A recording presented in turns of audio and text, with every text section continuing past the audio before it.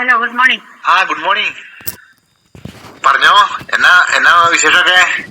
അല്ല, കഴിഞ്ഞ ദിവസം മാറിയെ പോയി ന്യൂസ് അറിഞ്ഞതൊക്കെ ഇതിനകത്ത് ഞാൻ കണ്ടു. നമ്മള് പത്രപ്രവർത്തനത്തിന്റെ ഭാഗമായിട്ട് നമ്മൾ വാർത്ത എടുത്ത് പോകുന്നത്. പക്ഷെ അല്ല, അത് ഒരാളെ ദ്രോഹിക്കാൻ വേണ്ടിട്ട് മാത്രമാണോ നിങ്ങളുടെ ഈ വാർത്താ ചാനല്? ഇല്ല, നമ്മൾ ആരെയും നമ്മൾ ദ്രോഹിക്കുന്നില്ല. നമ്മള് സത്യസന്ധമായ കാര്യങ്ങൾ. പക്ഷെ ദ്രോഹമാണല്ലോ വന്നുകൊണ്ടിരിക്കുന്നത്. ഇപ്പം തന്നെ എൽസമ്മയുടെ കേസിന്റെ കാര്യം ഇതിനകത്ത് വിശദമായിട്ട് എൽസമ്മയുടെ നമുക്ക് അന്വേഷിക്കണം എന്ന് പറഞ്ഞുകൊണ്ട് നമ്മുടെ പത്രപ്രവർത്തന ഭാഗമായിട്ട് നമുക്ക് കിട്ടുന്ന റിപ്പോർട്ട്. പക്ഷെ അതിന്റെ മറുവശത്തൊരു സത്യം ഒളിഞ്ഞു കിടപ്പില്ലേ? അത് എന്താ കാര്യങ്ങൾ പറഞ്ഞോ. അതിപ്പോ ഇതിന്റെ അകത്ത് ഫോണിൽ കൂടെ പറഞ്ഞാൽ എന്നൊക്കെ പറഞ്ഞെന്ന് എനിക്കും അങ്ങോട്ട് ഓർത്തിരിക്കാൻ പറ്റുമല്ല. റോസമ്മ ചേച്ചിയുടെ ഭാഗങ്ങൾ പറയാം. നമ്മൾ ആരും അതിന്റെ അത് മോശക്കാരായിട്ടോ താഴ്ത്തിക്കെട്ടാനോ കുറ്റം ആരോപിക്കുന്നൊന്നുമില്ല റോസമ്മ ചേച്ചി. അപ്പം അതിന്റെ സത്യാവസ്ഥയാണെന്ന് പറഞ്ഞോട്ടെ. പറഞ്ഞോ, തീർച്ചയായിട്ടും പറഞ്ഞോ. അതായത് എന്റെ ഭർത്താവ് കുര്യാക്കോസ് മരിച്ചു കഴിഞ്ഞപ്പം എല്ലാ തരത്തിലും ഞാൻ ആ കുടുംബത്തിൽ ഒറ്റപ്പെട്ടെന്ന് ഏകദേശം മനസ്സിലായില്ലേ? ഒറ്റയ്ക്ക് ഒരു സ്ത്രീ തന്നെ ഞാൻ ഇവിടെ ചേർത്തല താമസിക്കുന്നു. ഞാൻ അവിടെ ചെന്ന് കഴിഞ്ഞാൽ അത്രയും പേരുടെ ഒറ്റപ്പെടലിനടുത്ത് ഞാൻ ഒറ്റയ്ക്ക് നിൽക്കുമ്പം ഞാൻ അനുഭവിച്ച വേദന എത്ര വലുതാണെന്ന് ആലോചിച്ചു നോക്കിക്കേ. ആളില്ല. എന്നിട്ട് എന്നെ ഒഴിവാക്കാനായിട്ട് വീട് വരെയും പൂട്ടി. അത് കഴിഞ്ഞിട്ട് ഞാൻ ആ കുടുംബക്കാരുടെ അടുത്ത് ചെല്ലുമ്പം എനിക്കുണ്ടാകുന്ന അവസ്ഥ എന്താണെന്ന് ആലോചിച്ച് നോക്കിക്കേ. എനിക്ക് ജോലിയുടെ ഭാഗമായിട്ട് നമ്മളിങ്ങനെ ആയിരിക്കും ഇല്ലെന്ന് പറയുന്നില്ല. പക്ഷേ അങ്ങനെ ഞാൻ അവിടെ ഒറ്റപ്പെട്ട് അവിടെ താമസിക്കുന്നത് എന്തിനാന്ന് ചോദിച്ചാല്, ഞാൻ പറഞ്ഞില്ലേ 1600 പത്രമാണ് ഒരു ദിവസം എന്റെ ഭർത്താവിന്റെ പേരിൽ മാറിയേ വരുന്നത്. അതിന്റെ കൂട്ടത്തിൽ സർവ്വ പത്രത്തിന്റെ 100 കണക്കിന് കെട്ടുവരും. അത്രയും കെട്ട് വരുമ്പോ അത് കൈകാര്യം ചെയ്യേണ്ട പോലെ ചെയ്തില്ലേ, പിന്നെ എന്തുമാത്രം ഭവിഷ്യത്ത് അതിൽ നിന്നുണ്ടാകുമെന്നൊന്ന് ആലോചിച്ചേ. 14 ലക്ഷം രൂപ പുള്ളിക്ക് ആ നാട്ടിൽ നിന്ന് കിട്ടാനുണ്ടായിരുന്നത് അനിയനും ചേട്ടന്റെ മകനും അവരുടെ ആൾക്കാരും എല്ലാരും കൂടി പിരിച്ചെടുത്ത് ആ നാട്ടിൽ നിന്ന് പിരിച്ചെടുത്തതിന്റെ റെക്കോർഡിന്റെ കയ്യിലുണ്ടായിരുന്നു. അവിടുന്ന് കിട്ടിയ റിപ്പോർട്ട്, അതായത് ചേച്ചി അവിടെ 1 മാസം താമസിച്ച് പിരിച്ചു എന്ന റിപ്പോർട്ട് നമുക്ക് അവിടുന്ന് കിട്ടിയത്. അവിടുന്ന് കിട്ടിയത് ഇങ്ങനെ തന്നെ ഈ ചാനലിൽ പറഞ്ഞത് ഞാൻ വായിച്ചു. അവിടെ ഞാൻ എല്ലാ തരത്തിലും ഒറ്റപ്പെട്ട് കഴിഞ്ഞപ്പോ ഈ പത്രത്തിന്റെ കാര്യം ഞാൻ ഏറ്റെടുത്തത് ചെയ്യേണ്ടത് ഉത്തരവാദിത്തം എന്റേതായിരുന്നു. അവരെല്ലാം ആ നാട്ടിലുള്ളവരും എല്ലാരും വണ്ടി ഉള്ളവരുമാ. അതിന്റെ റെക്കോർഡുകളെല്ലാം ഓരോ വീട്ടിൽ നിന്നും തരാനുള്ളതും കൊടുക്കാനുള്ളതും എല്ലാത്തിന്റെ റെക്കോർഡ് അവരുടെ കയ്യിലുണ്ടായിരുന്നു.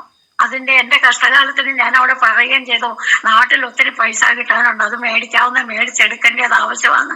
ഞാൻ അവിടെ പറഞ്ഞുകൊണ്ട് അവരെല്ലാരും കൂടി ഉത്സാഹിച്ച് അവര് മേടിക്കാനുള്ളത് മുഴുവൻ മേടിച്ചത് അവരുടെ കയ്യിലാക്കുക ചെയ്തേ.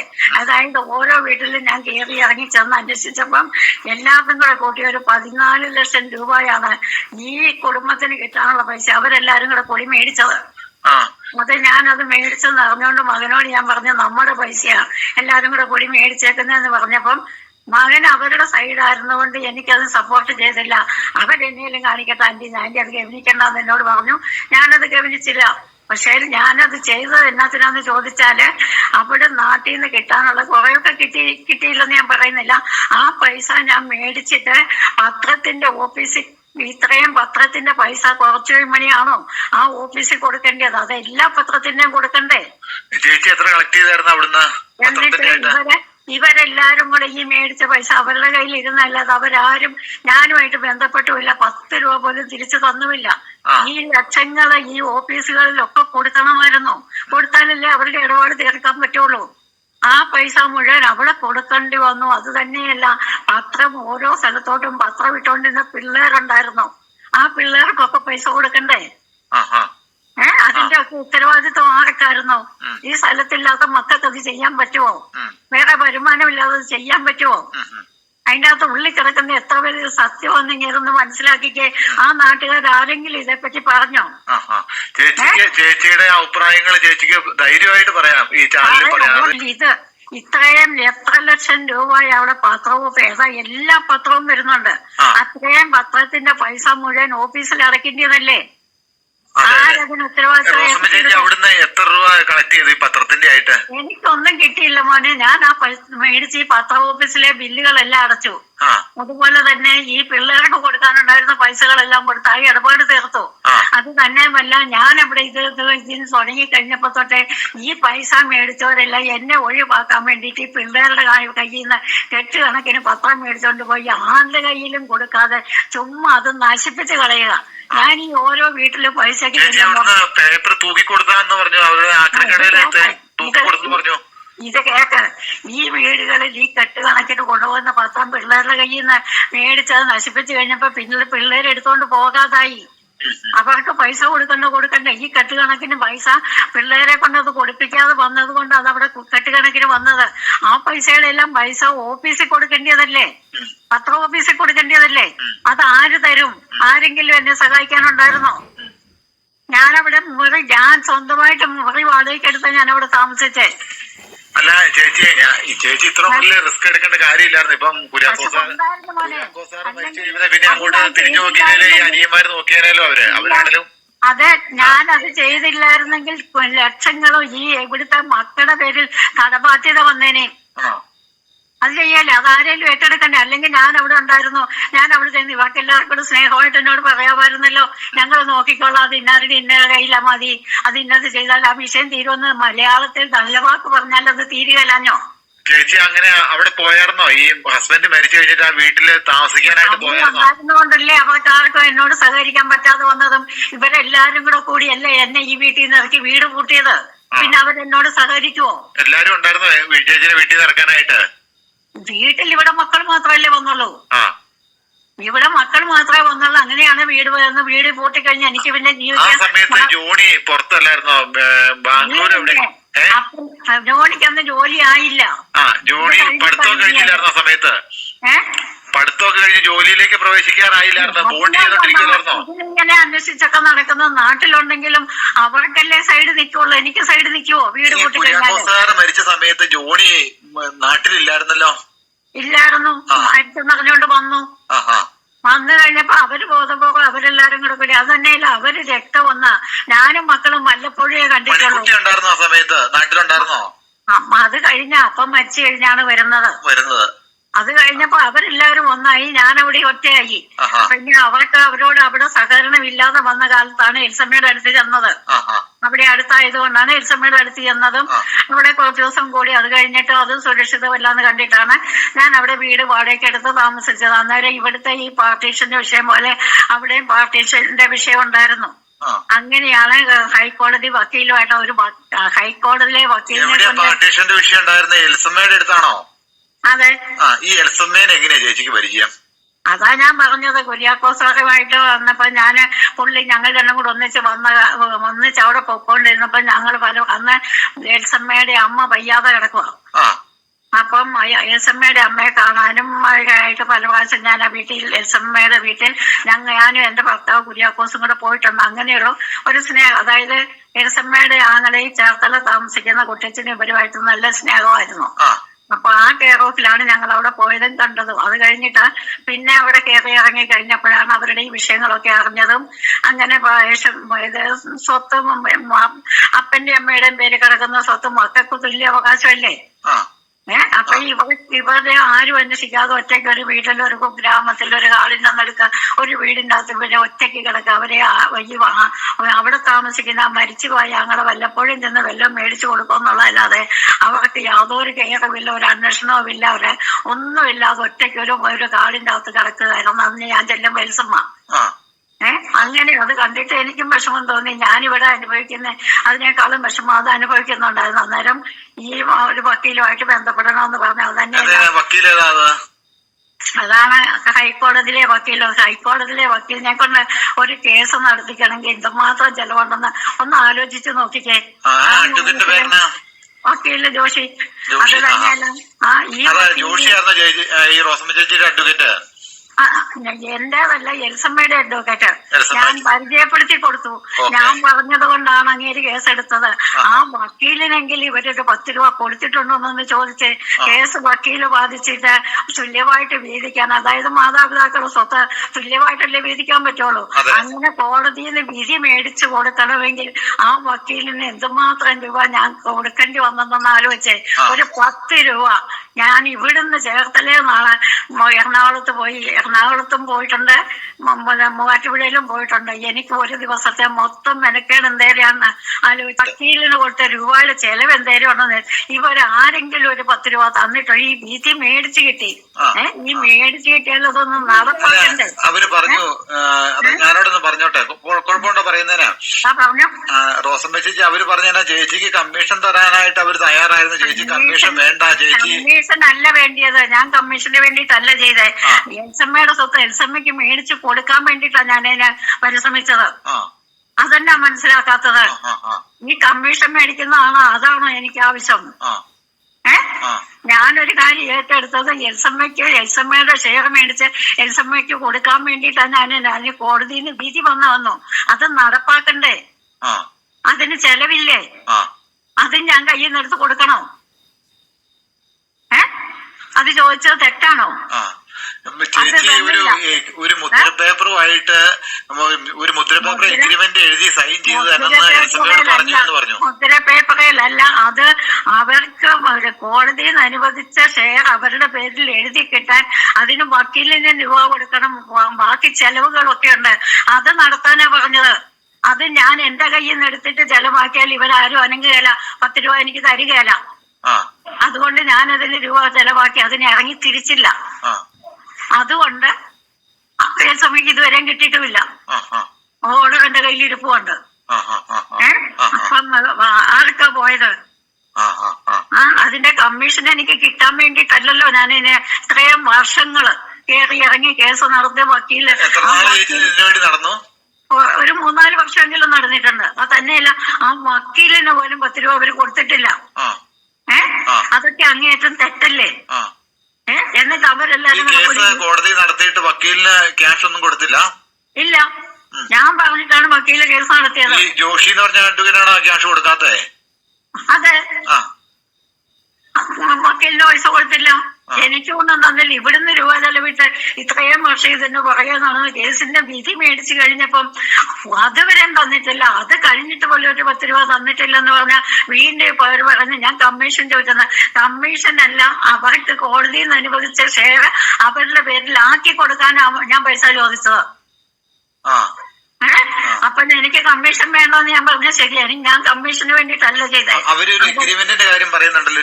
അതാ പറഞ്ഞത്.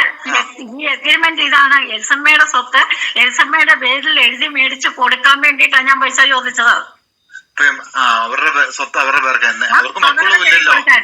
അല്ലാതെ ഞാൻ എന്റെ കയ്യിൽ നിന്ന് രൂപ മുടക്കി വക്കീലിനെ വെച്ച് കേസും നടത്തി ഇത്രയും രൂപ ചെലവായിട്ട നഷ്ടം മുഴുവൻ എനിക്കാ വന്നത്. അതിപ്പോ ഞാൻ അതിനോട് കണക്ക് പറയാനല്ലല്ലോ ഞാൻ ചെയ്തത്. എന്റെ ഒരു കൂടപ്പുറത്തിനെ പോലെ എന്റെ കൂട്ടത്തെ സ്നേഹിച്ച് കൂടെ നിർത്തിയിട്ടല്ലേ ഞാനിത് ചെയ്തത്. അത് ഞാൻ കമ്മീഷനോ അല്ലെങ്കിൽ അതിന്റെ ചെലവ് പറയാനോ അല്ലല്ലോ. പിന്നെ ചോദിച്ചത് ഇതാണ്, അവരുടെ സ്വത്ത് അവരുടെ പേരിൽ കോടതിയിൽ നിന്ന് വിധി വന്നപ്പോ അത് അവരുടെ പേരിൽ എഴുതി കൊടുക്കേണ്ടത് ആവശ്യമായിരുന്നു. അത് എന്നെക്കാളും ആവശ്യം എൽസമ്മയ്ക്കല്ലേ? അത് ചെയ്തില്ല. അതിനോട് രൂപ ചെലവാക്കാൻ ഞാൻ തയ്യാറുമല്ലായിരുന്നു. അതുകൊണ്ട് ഇപ്പോഴും എൽസമ്മയ്ക്ക് യാതൊന്നും കിട്ടിയിട്ടില്ലല്ലോ. ഇപ്പോഴും ആ രൂപ കൂട്ടിലിരിക്കുന്നല്ല, പരിക്കാതിരിക്കുന്നല്ലേ ഉള്ളൂ. അല്ലാതെ അവർക്ക് ഷെയർ മേടിച്ചോണ്ടുള്ള ഗുണം തന്നെ. ഈ ഒരു ആവശ്യം അതായത് എൽസമ്മ ചേച്ചിയോടെ ബോധിപ്പിച്ചാണോ, റോസമ്മ ചേച്ചിനെ ബോധിപ്പിച്ചാണ് ഈ ഒരു ആവശ്യം? അതായത് ഈ എൽസമ്മ ചേച്ചിയുടെ അവസ്ഥ വളരെ മോശമാണെന്നും അതുപോലെ തന്റെ പേർക്ക് സ്വത്തില്ലെന്നും അങ്ങനെ ഒരു സഹായിക്കണമെന്ന് ചേച്ചിയോട് ചോദിച്ചായിരുന്നോ? ഞാൻ അവിടെ ചെന്ന് കണ്ടില്ലേ. എന്നപ്പോ അവരുടെ അവസ്ഥ കണ്ടപ്പോ എനിക്ക് മനസ്സിലായില്ലേ. അവരുടെ 10 രൂപ എടുക്കാനില്ലെന്ന് ഞാൻ കണ്ടതല്ലേ. അന്നേരം അവരുടെ അവസ്ഥ എന്നായിരുന്നു? അതാ പറഞ്ഞത്. ഒരു കാടിന്റെ അകത്ത് ഒരു കുടിലിന്റെ അകത്ത് ഒറ്റയ്ക്ക് ഇങ്ങനെ മേലോട്ടും കീഴോട്ടും നോക്കി ഇരിക്കുന്ന ഒരവസ്ഥ. അസുഖങ്ങളൊന്നും ഉണ്ടായിട്ടില്ലല്ലോ. എന്റെ നോട്ടത്തിൽ അറിവുകളൊന്നുമില്ല. അത് തന്നെയല്ല, ഇന്ന് അവരത്രയും സുന്ദരിയായിട്ടിരിക്കുന്നല്ല. അവര് നല്ല പ്രായത്തിൽ അവരെന്തേരം സുന്ദരിയായിട്ട് നിന്നൊന്ന് ആലോചിച്ച് നോക്കിക്കേ. നല്ല ചുരുണ്ട തലമുടി, നല്ല എല്ലാ തരത്തിലും അങ്ങേയറ്റം സുന്ദരിയല്ലായിരുന്നു അവര്. അപ്പം എന്നതാ അതിനകത്ത് സംഭവിച്ചതെന്നൊന്നും നമുക്കറിയത്തില്ല, എനിക്കും അറിയത്തില്ല. ഞാൻ കാണുമ്പോ അവര് സുന്ദരിയായിരുന്നെന്ന് എനിക്കറിയാം. അതേപ്പറ്റി ചോദിക്കുന്നവർക്ക് ഇഷ്ടമല്ല, അതുകൊണ്ട് ഞാൻ ആ കാര്യത്തോട്ട് ശ്രദ്ധിച്ചിട്ടുമില്ല. പിന്നെ പറഞ്ഞത് ഇതേ ഉള്ളൂ, അവരുടെ സ്വത്ത് അവരുടെ പേരിൽ എഴുതി കൊടുക്കണമെന്ന് അതിന് ചെലവുണ്ട്, ഇല്ലേ? തീർച്ചയായിട്ടും. ആ വക്കീലിന് രൂപ കൊടുക്കണ്ടേ? അതും ഒരു വലിയൊരു കടവല്ലേ? അതൊരു ഹൈക്കോടതിയിലെ വക്കീലാണ് ഇതിനു വേണ്ടിട്ട് വിഷമിച്ചത്. ആ മനുഷ്യനും രൂപ കൊടുക്കണ്ടേ? അതൊരു സാമാന്യ മര്യാദയല്ലേ? തീർച്ചയായിട്ടും. ഒരു അഡ്വക്കേറ്റ് ഒരു കേസ് ഏറ്റെടുത്ത് കഴിഞ്ഞാൽ അതിന് ക്യാഷ് കൊടുക്കണം. ചേച്ചിയുടെ ഉത്തരവാദിത്തത്തിലാണ് ആ കേസ് ബന്ധപ്പെടുത്തി കൊടുത്തെങ്കിൽ വക്കീലേറ്റതും കേസ് ഏറ്റെടുത്ത് നടത്തിയതും ഹൈക്കോടതിയിൽ നിന്ന് വിധി മേടിച്ചതും. അതെല്ലേ? ആ വിധി മേടിച്ച ആ വിധി നടപ്പാക്കാൻ വേണ്ടിട്ടാ ഞാൻ പൈസ ചോദിച്ചത്. അപ്പൊ ഈ എമൗണ്ട്, അതായത് ഒരു ഹൈക്കോടതി വിധി കിട്ടുമ്പോ അഡ്വക്കേറ്റിന്റെ നിശ്ചയ ശതമാനം കൊടുക്കാതിരുന്ന അഡ്വക്കേറ്റിന്റെ കേസ് അവരുടെ പേർക്ക് എടുക്കാലോ, അങ്ങനെ ഒരു ഓപ്ഷൻ ഉണ്ടല്ലോ? ഉണ്ടാക്കാം. പക്ഷെ എന്നെ ഓർത്തിട്ട് വക്കീൽ അതും ചെയ്തല്ലേ, എന്നോട് പറഞ്ഞതാ അത്. പക്ഷെ എന്നെ ഓർത്തിട്ട് ഞാനായിട്ട് മെനക്കെട്ടില്ല. അതുകൊണ്ട് ഫീസ് കൊടുക്കാതിരുന്ന ഓട്ടോമാറ്റിക് ആയിട്ട് അവർക്ക് ഈ കേസ് കഴിയുമ്പോ കേസിന്റെ ഫയൽ നമ്പർ ഇട്ടിട്ട് അവർക്ക് എല്ലാ ആൾക്കാർക്കും നിശ്ചിത ശതമാനം എന്ന് പറഞ്ഞാൽ ഇത്ര പെർസെന്റേജ് ഉണ്ട്, ഇത്ര പെർസെന്റേജ് വെച്ച് കാണിച്ച എമൗണ്ട് കാണിച്ചുകൊണ്ട് അവർക്ക് നോട്ടീസ് അയക്കാം ചെയ്യാം. പക്ഷെ വക്കീൽ അത് ചെയ്യാഞ്ഞത് ആ നന്ദിയില്ലാത്തവർക്ക് വേണ്ടിട്ട് എന്തിനാ ചേച്ചി മെനക്കെടുന്നതെന്ന് എന്നോട് ചോദിച്ചത്. ആ നന്ദിയിൽ ഇത്രയും കണ്ട് അനുഭവിച്ചില്ല, ഇനി ആ നന്ദിയില്ലാത്തവർക്ക് വേണ്ടിട്ട് എന്തിനാ രൂപ ചെലവാക്കി പുറകെ പോകുന്നതെന്ന് എന്നോട് ചോദിച്ചത്. അതുകൊണ്ട് ആ വക്കീൽ അതിനൊന്നും ചെയ്യാതിരിക്കുന്നത്. അതുകൊണ്ട് ആ റെക്കോർഡ്, ആ കോടതിയിൽ നിന്ന് മേടിച്ച വിധി ഇപ്പോഴും എന്റെ കയ്യിൽ ഇരിപ്പുണ്ട്, വക്കീൽ മേടിച്ചു തന്നത്. അപ്പൊ എൽസമ്മയ്ക്കൊന്നും കിട്ടിയിട്ടില്ലല്ലോ, മറ്റുള്ളതെല്ലാം രണ്ടു കൂട്ടരും കൂടി വീതിച്ചെടുത്തില്ലേ? വളരെയധികം കഷ്ടപ്പെട്ടല്ലേ ഇതിന്റെ പുറകിൽ, ഒത്തിരി കഷ്ടപ്പെട്ട് ഇവർക്ക് ഇത് മേടിച്ചു കൊടുക്കാനായിട്ടല്ലേ? ഈ കഷ്ടപ്പാട് ആരെങ്കിലും പറയുന്നുണ്ടോ? എന്റെ കഷ്ടപ്പാടിന് ഇവര് ആരെങ്കിലും വില വെച്ചോ? അതുപോലെ തന്നെ പത്രത്തിന്റെ കാര്യത്തിലാണെങ്കിലും ആ കരയിൽ നിന്ന് കിട്ടാൻ നക്കാപ്പിച്ച അവിടുന്ന് ഇവിടുന്നൊക്കെ ഒരു കാര്യോടെ തുറന്ന് ചോദിച്ചോട്ടെ, ചോദിച്ചതൊന്നും വിചാരിക്കരുത്. ഈ സെബാസ്റ്റിന് എസ്എംഐയുടെ അടുത്ത് ചേച്ചി കൂട്ടിക്കൊണ്ട് പോയി എന്ന് അവര് പറഞ്ഞിട്ടുണ്ടല്ലോ. എന്റെ പൊന്നു സാറ്, ഇത്രയും വർഷങ്ങൾക്ക് മുമ്പ് ഞാൻ ഈ കയറി ഇറങ്ങി നടക്കുമ്പോ ആരോടെല്ലാം ബന്ധപ്പെട്ടിട്ടുണ്ട്. അതിപ്പോ ഇതെല്ലാം ഓർത്തിരിക്കാൻ പറ്റുന്ന കാര്യമാണോ? ഇതിന് എന്തിനു ഈ ആവശ്യമില്ലാത്ത കാര്യമൊക്കെ ഞാനത് അല്ല, ഞാൻ ഒരു കാര്യം ഞാൻ തുറന്ന് ചോദിക്കുക, ഈ സെബാസ്റ്റ്യൻ എന്തിനാ ഈ മാറിയേക്ക് ചേച്ചിയുടെ കൂടെ വന്നത് എന്തിനാ? അയാൾ ഈ കച്ചവടവും കൊണ്ട് അതുപോലെ ഇപ്പൊ എന്നെ പോലെ ഒറ്റപ്പെട്ട പെണ്ണുങ്ങളെയൊക്കെ തപ്പി നടക്കുന്നുണ്ട് അയാള്. അത് അയാളുടെ തൊഴിലല്ലേ? അതിനിപ്പോ അതിനൊന്നും ഞാൻ കെയർ ചെയ്യേണ്ട കാര്യമില്ലല്ലോ. റോസമ്മ ചേച്ചിയുടെ ഞാൻ പറയാ, റോസമ്മ ചേച്ചി ഉള്ള കാര്യങ്ങൾ തുറന്ന് സംസാരിച്ച് ചേച്ചിയുടെ ഇതിൽ കൂടുതൽ എങ്ങനെയാ തുറന്ന് പറയേണ്ടത്? ഇതിൽ കൂടുതലാണോ തുറന്ന് പറയേണ്ടത്?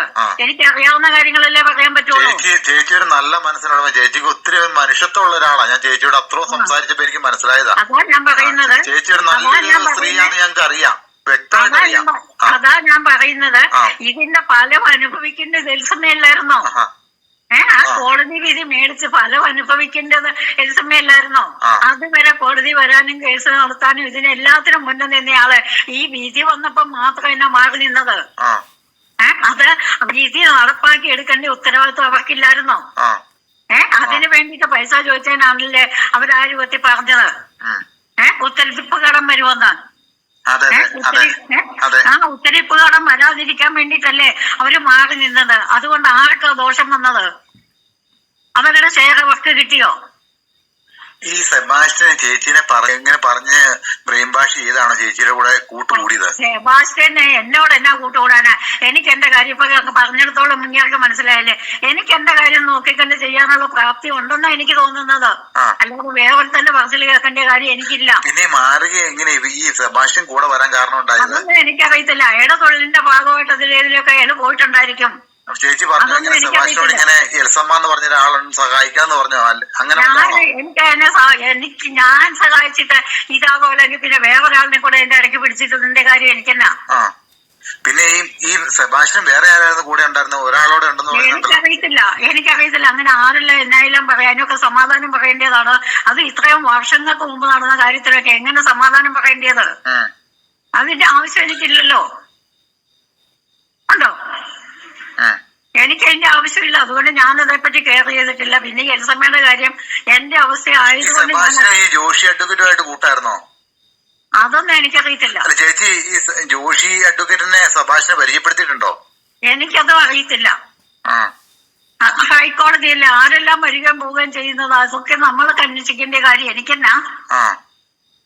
എനിക്ക് വേണമെന്ന് മാത്രം ഞാൻ അന്വേഷിച്ചാ പോരെ? അത് മാത്രമേ ഞാൻ ചെയ്തിട്ടുള്ളൂ. ആരെല്ലാം എവിടെല്ലാം വരികയോ പോവുകയോ ചെയ്യുന്നൊന്നും ഞാൻ അന്വേഷിച്ചിട്ടില്ല. റോസമ്മ ചേച്ചി ഈ എൽസമ്മയുടെ അടുത്ത് സെബാസ്റ്റ്യൻ വരാനുള്ള ഒരു കാരണത്തെ കുറിച്ച് എനിക്കറിയത്തില്ല. അല്ലെന്നേ, അത് അവിടെ ചെന്നിട്ടുണ്ടോ, അവരുമായിട്ട് ബന്ധപ്പെട്ടിട്ടുണ്ടോ, ഇനി ഞാൻ കഴിഞ്ഞിട്ടോ എന്നെ എങ്ങനെയും ചെന്നിട്ടുണ്ടോ എന്ന് എനിക്കറിയത്തില്ലല്ലോ. എനിക്കത് അറിയേണ്ട കാര്യമില്ലാത്തതുകൊണ്ട് ഞാനത് കെയർ ചെയ്തില്ല. എന്ന് പറഞ്ഞാൽ അവരുടെ എല്ലാ കാര്യത്തിനും വർഷങ്ങളോളം കൂടെ ചെന്ന് പറഞ്ഞേ. അത് അവരെങ്ങനെയും പറയട്ടെ, ആരെങ്കിലും എന്നേലും പറയട്ടെ. ലോകത്തിലുള്ളവരൊക്കെ ഇത്രയും വർഷക്കാലത്തിന് മുമ്പ് പറഞ്ഞതിനൊക്കെ സമാധാനം പറയേണ്ട ഇതൊന്നും എനിക്കില്ലല്ലോ. എനിക്ക് എന്റെ ആവശ്യമില്ല. അവരുടെ വീട്ടിൽ പലരും വന്നിട്ടുണ്ടായിരിക്കും, പലരും പോവുകയും ചെയ്യണം, പല ബന്ധങ്ങളും ഉണ്ടായിരിക്കും. അതൊന്നും എനിക്കറിയേണ്ട കാര്യമല്ല. ഞാനതൊന്നും കെയർ ചെയ്തിട്ടുമില്ല. ആരെന്നെ എടുത്താലും എനിക്കത് വിഷയമല്ല. പിന്നെ ഈ കാര്യം ഞാൻ ഏറ്റെടുത്ത് അന്നത്തെ ആ വിഷമം ചെന്ന് കണ്ടതുകൊണ്ട് അത് ഏറ്റെടുത്തു. വക്കീലിനെ വെച്ച് കേസ് നടത്തി വിധിയാക്കി കൊടുത്തു. ആ വിധി അത് അവരുടെ പേരിൽ ആധാരം നടത്തി കിട്ടേണ്ടതല്ലേ ഒരു വിലയുള്ളൂ. അത് ചെയ്യാൻ അവര് സഹകരിച്ചില്ല. അതിന് പൈസ വേണമെന്ന് പറഞ്ഞതിനാണ് അവരോട് ഉത്തരപ്പ് കടം വരുമെന്നൊക്കെയല്ലേ അവര് പറഞ്ഞത്. ആ ഉത്തരപ്പ് കടം അവര് എന്തിനാ പിന്നെ ഇവര് കേസിന് പോയത്? ഈ ഹൈക്കോടതി കൂടെ കേസ് നടത്തിയത് എന്തിനാ?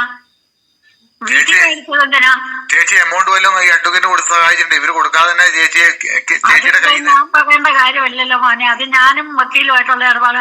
എന്നാലും വക്കീല് രൂപ കൊടുക്കാതെ അല്ലെങ്കിൽ വക്കീലിന് ദിവസമുള്ള കിട്ടാതെ വക്കീല് കേസ് നടത്തുവോ? അത് കൊടുക്കാതെ അത് എന്റെ കാര്യം.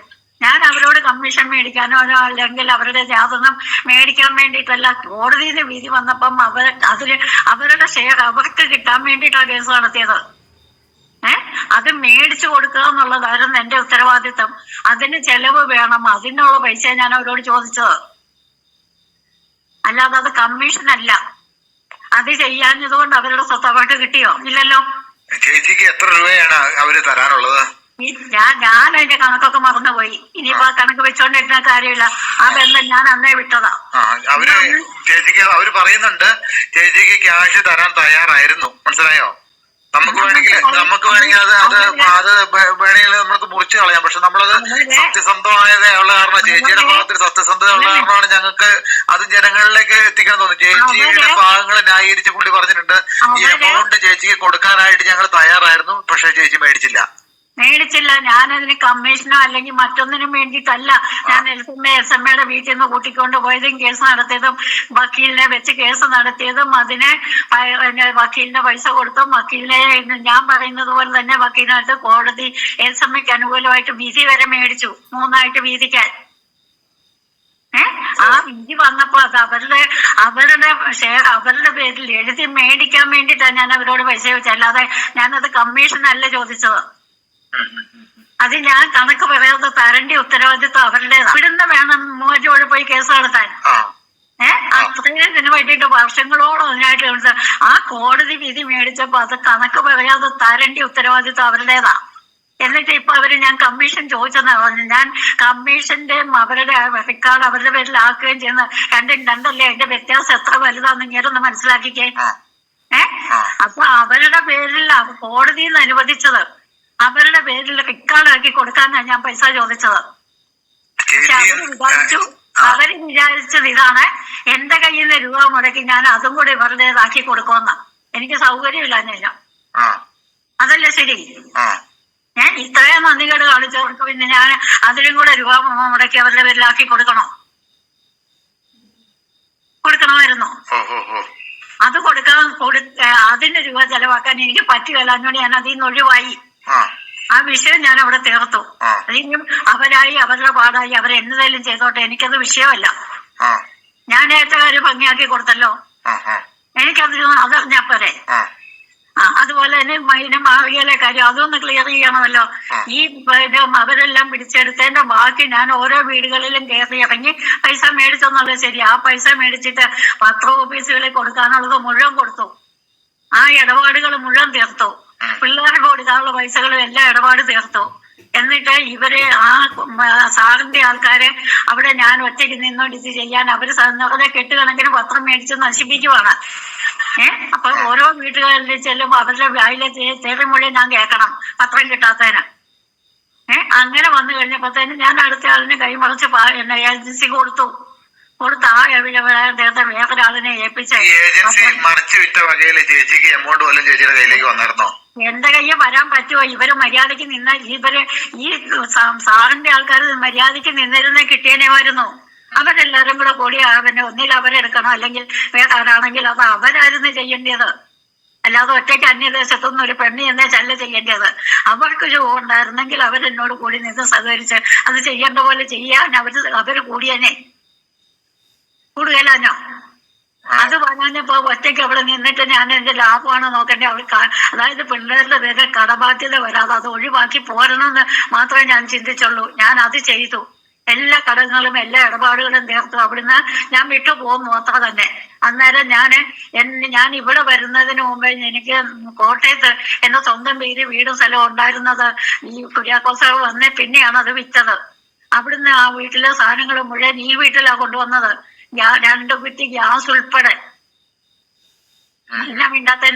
ചേച്ചി ഇവിടുന്ന് ഇങ്ങനെ ഒരു കാര്യം പറഞ്ഞിട്ടുണ്ട്, ഇവിടെ മാറിയെന്ന് കുറച്ച് ഗ്യാസ് കുറ്റിയൊക്കെ ആയിട്ട് അങ്ങോട്ട് അത് ഞാൻ ഇതിനകത്ത് ഈ ചാനലിൽ ഞാൻ കണ്ടു. അതുകൊണ്ടാണ് ഞാൻ പറയുന്നത്. ഞാന് അവിടെ വീട് ഒരു കടമുറി എനിക്ക് കിട്ടിയത്. അതായത് വലിയ വീടൊക്കെ ഉണ്ട്, പക്ഷെ ഒറ്റയ്ക്ക് പോയൊരു വീട്ടിൽ താമസിക്കാൻ കഴിയില്ല. എന്നിട്ട് ആ ടൗണിൽ തന്നെ ഒരു കടമുറി വാടകയ്ക്കിട്ട് അവിടെ ഞാൻ താമസിച്ചു. അവിടെ താമസിക്കണമെങ്കിൽ എനിക്ക് ഗ്യാസും എനിക്ക് അത്യാവശ്യം വേണ്ട സാധനങ്ങളൊക്കെ വേണ്ടേ. ആ സാധനങ്ങൾ ഞാൻ ഈ വീട്ടിൽ വന്നു, അതായത് എന്റെ നെടുങ്കുന്നത്തെ സാധനങ്ങൾ കൊണ്ടുവന്ന് ഈ വീട്ടിലുണ്ടായിരുന്നു. അതാണ് ഞാൻ എടുത്തോണ്ട് അങ്ങോട്ട് പോയത്. ആ സാധനങ്ങളാണ് ഞാൻ അവിടെ ഉപയോഗിച്ചത്. എന്റെ ആവശ്യം കഴിഞ്ഞപ്പോ ഞാനത് തിരിച്ചു കൊണ്ടുവന്നു. അത് എന്റെ കാര്യമല്ല, അതൊക്കെ ഞാൻ മേടിച്ചു പോയിക്കൊണ്ട് നടക്കണോ? മറ്റുള്ളവരോടത് പറയണോ? അല്ലാതെ ഈ മാറിയെന്നുള്ള സാധനങ്ങളല്ലത്. അല്ല, ഞാൻ ഇവിടുന്ന് എന്റെ സാധനങ്ങൾ കൊണ്ടുവന്നത് ഇവിടെ കൊണ്ടുവന്നത് എന്റെ ആവശ്യത്തിന് ഇവിടെ കൊണ്ടുപോയി അവിടെ ഉപയോഗിച്ച് അതാണ് ഞാൻ തിരിച്ചു കൊണ്ടുവന്നത്. അതിനൊക്കെ ഞാൻ ആരോട് കണക്ക് പറയണമെന്ന് എനിക്കറിയത്തില്ല. ഞാൻ എനിക്ക് നല്ലതെന്ന് തോന്നിയത് മാത്രമേ ചെയ്തുള്ളൂ. അത് ആർക്കും ദോഷം വരാനല്ല, ആരെയും ഉപദ്രവിക്കാനുമല്ല. അവിടെ ചെന്ന് സാറും എന്റെ ഭർത്താവ് നോക്കിക്കൊണ്ട് എന്നെ ആ പത്രത്തിന്റെ കാര്യം ഏറ്റെടുത്ത് അത് ഭംഗിയാക്കി ചെയ്തെന്ന എന്റെ വിചാരം.